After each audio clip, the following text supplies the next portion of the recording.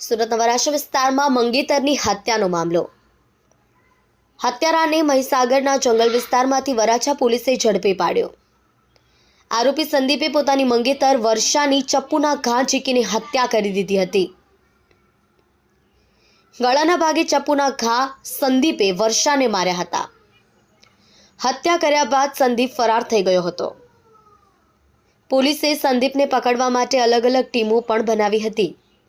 બાતમીને આધારે વરાછા પોલીસે મહીસાગરના જંગલ વિસ્તારમાંથી આરોપીને ઝડપી પાડ્યો।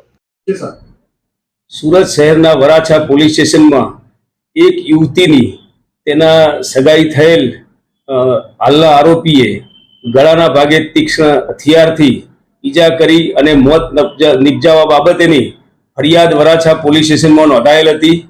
સમગ્ર હકીકત જોતા મરણ જનાર યુવતીની હાલના આરોપી સાથે 4 માસ પહેલા સગાઈ થયેલી અને ચારિત્ર બાબતે શંકા રાખી અને જ્યાં યુવતી તેની બહેન અને અન્ય ભાઈ સાથે રહેતી હતી તે જગ્યાએ આરોપીએ જઈ અને ચારિત્રની શંકા આધારે તેના ગળાના ભાગે ઈજા કરી અને મોત નિપજાવી અને પોતે નાસી ગયેલ।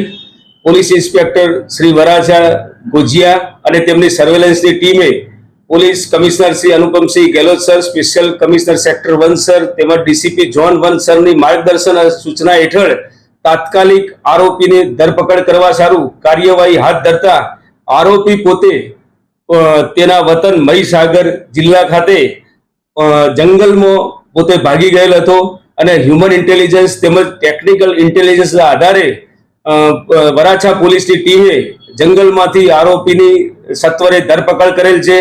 આરોપી હાલ વરાછા પોલીસ સ્ટેશનની કસ્ટડીમાં છે અને ઊંડાણપૂર્વક તપાસ ચાલુ છે।